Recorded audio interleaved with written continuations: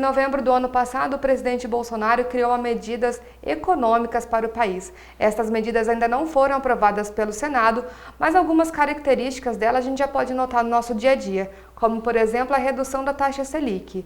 O Dr. Daniel Delgado já esteve aqui com a gente no Jornal TV Sul falando sobre juros e empréstimos, mas com essa queda da taxa e também com o aumento desses empréstimos, nós chamamos ele novamente para a gente falar um pouco mais sobre este assunto. Dr. Daniel, seja bem-vindo ao Jornal TV Sul. É isso mesmo, né? Essa taxa Selic tem afetado agora os empréstimos para aposentados e para as pessoas em geral. Boa tarde, telespectador. Obrigado pelo convite de estar aqui mais uma vez. Realmente nos preocupa com a queda da taxa Selic de 4, veio para 4,25, isso corresponde a 0,47, e está tendo um excesso de dinheiro no mercado, principalmente nos bancos particulares, e os bancos estaduais também, a exemplo da Caixa Econômica Federal, que já está aí estudando a possibilidade de juros no setor de habitação de 8% a 9% ao ano, fixo. Eles criaram 3 modalidades, que é a fixa, os juros fixos, o baseado na TR, né, como a inflação está caindo e os juros vai se tornar negativo, as pessoas têm que tomar cuidado nisso. Agora, o que mais está incomodando o governo federal é o endividamento dos aposentados. Hoje, a maioria dos aposentados tomadores de crédito estão com endividamento na ordem de 50% da sua renda comprometida. Por que está ocorrendo isso? Porque ele tem um empréstimo consignado, a taxa bem mais alta do que a praticada hoje, e aí está havendo uma oferta, as pessoas estão, os funcionários dessas empresas ligam para o aposentado, oferecendo a ele uma recompra desse crédito, aonde vai com juros menor, porém, a maioria, 90% dos aposentados não tem esse conhecimento de fazer uma análise do custo do juro, que é o CET, custo efetivo da transação financeira, a taxa de juros realmente praticada e, obviamente, quando eles fazem a recompra, eles abatem aquilo que ele pagou e alongam a dívida. Então, às vezes, a pessoa tinha feito um empréstimo de 72 meses, já tinha pago 22 meses, está devendo só 50 meses, e aí eles fazem essa recompra, reduz os juros, devolve um pouco do dinheiro para o aposentado e volta ele a 72 meses. Então ele continua devendo e acha que está fazendo um bom negócio. E na realidade ele não está fazendo um bom negócio. Por quê? Porque ele não observou toda essa situação. Eu costumo dizer que não existe almoço de graça, né? Quem está comprando essa dívida de uma outra instituição financeira, ela vai ganhar comissão nesse sentido. E ela tem que pegar o dinheiro, comprar, pagar o banco devedor e trazer o crédito para si. Então ela já está assumindo novamente esse risco. Então as pessoas têm que tomar muito cuidado e o governo federal deve soltar alguma medida coibindo isso. Por quê? Porque quando se criou o empréstimo consignado, que foi uma medida provisória do Lula, e isso veio se enrolando, o comprometimento era 30% do rendimento do aposentado. E hoje, o que o mercado tem sinalizado e os estudos governamentais têm apontado é que a maioria dos aposentados está com um endividamento de 50% ou acima de 50%. Entendi. Tem também a situação da taxa, né? O governo Bolsonaro estipulou que seria 8% a taxa que o banco poderia fazer, mas não está tendo uma fiscalização com relação a isso. Na realidade, o Bolsonaro ele vem a público e diz o seguinte, eu vou emitir uma medida provisória onde os bancos, na modalidade de cheque especial, não pode ultrapassar 8% mês. Logo em seguida, o presidente da Caixa Econômica Federal vem e diz o seguinte, a Caixa vai operar na carteira de cheque especial, na modalidade de cheque especial, 4,5%. Ponto. Aí quando você vê isso na prática, Os juros da Caixa hoje, de cheque especial, que o presidente da Caixa disse que era 4,5%, está 8,65%. Está acima dos 8% que o Bolsonaro disse que estaria limitando para que todos os bancos, seja da rede estadual ou federal, operassem somente até 8%, e isso na prática não está ocorrendo, principalmente nos bancos estaduais. O Banco do Brasil está com uma taxa superior à da Caixa Econômica Federal, os bancos particulares estão altíssimos. Haja visto, olhar no noticiário econômico, né, a Gazeta Mercantil e nos jornais escritos, e mesmo televisados, os dois bancos que deram maior lucro, né, Bradesco em primeiro lugar, Itaú e Unibanco em segundo lugar, em termos de bancos particulares. E o Banco do Brasil, um excelente lucro. E a Caixa Econômica Federal, ela tem como característica os empréstimos a longo prazo, principalmente no setor da habitação, e ela, só no início desse ano, até o presente momento, ela já soltou inúmeros financiamentos para a construção civil, onde está gerando bastante emprego nessa área de construção civil, em razão da fomentação por parte da Caixa Econômica Federal. Só que, com o mercado, com a Selic baixa, o mercado financeiro teria que abaixar esses juros.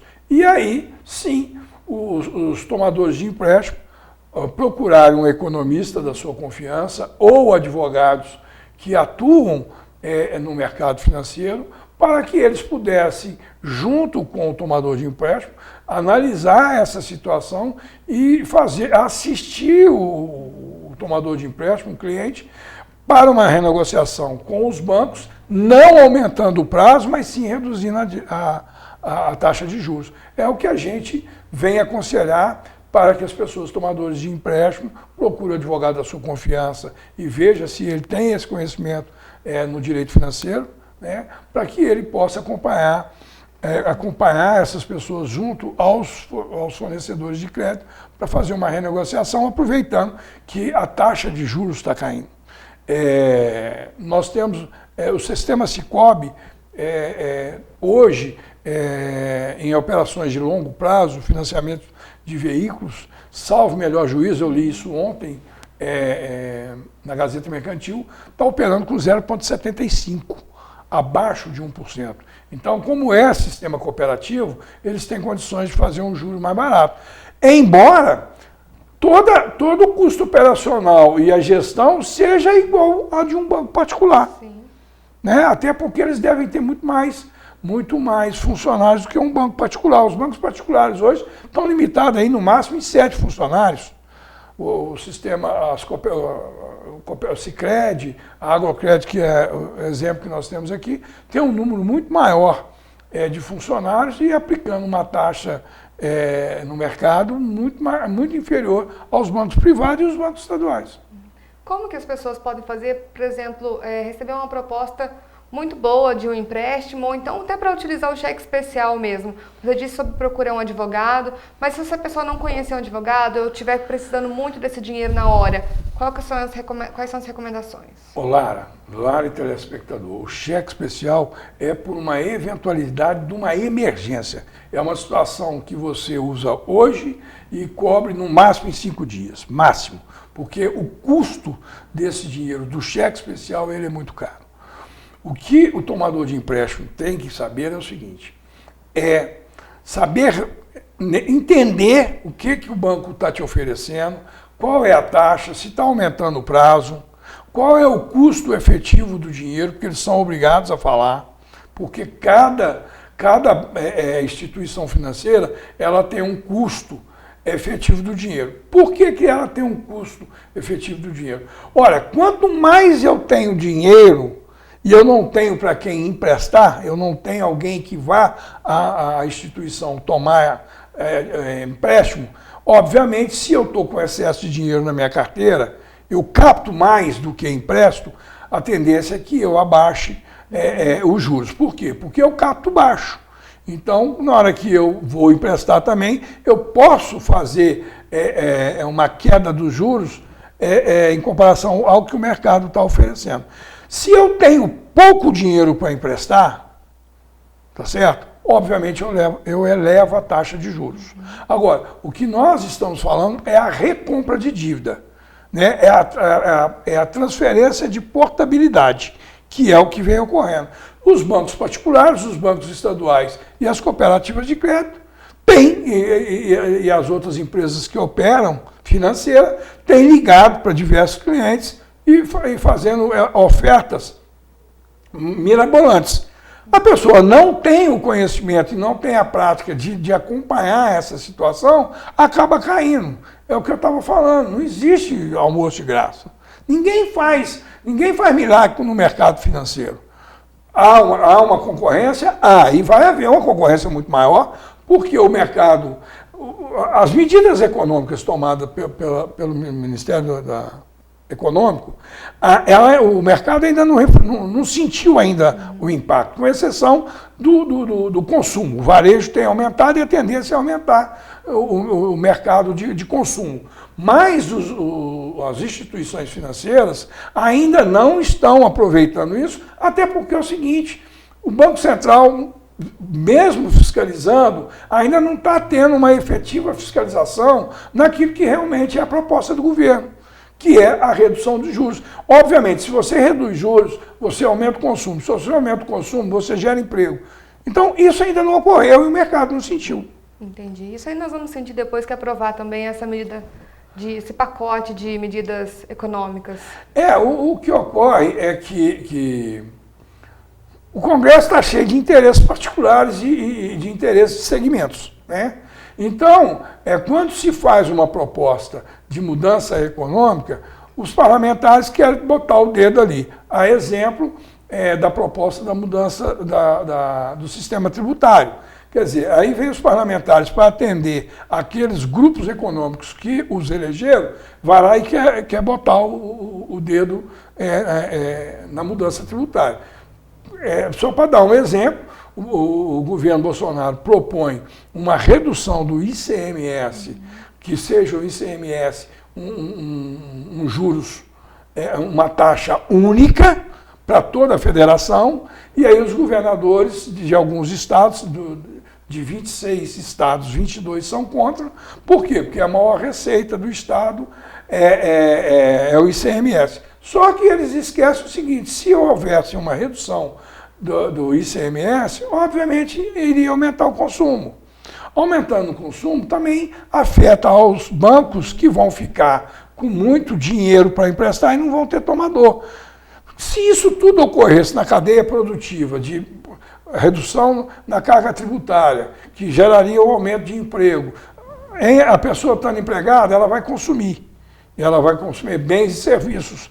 Então, quer dizer, aí há os interesses individuais, há os interesses para atender algum setor econômico que geralmente elege os seus representantes dentro do Congresso e dentro do Senado, e aí impacta toda essa mudança e a gente fica com dificuldade de fiscalizar e de reduzir, e que isso venha afetar ou atingir o mercado numa rapidez muito maior lá, né? Essa é a situação que ocorre. Doutor Daniel, muito obrigada pela sua presença aqui hoje. Eu que agradeço. É um assunto, como a gente sempre diz, é um assunto complicado, principalmente para aquelas pessoas que pouco entendem dessa dinâmica do mercado financeiro. Mas a gente espera poder ter dado contributo aí à altura. Em breve nós iremos receber o Dr. Daniel de novo para a gente conversar um pouco mais sobre essas medidas econômicas do governo Bolsonaro. A gente fica por aqui, até a próxima edição.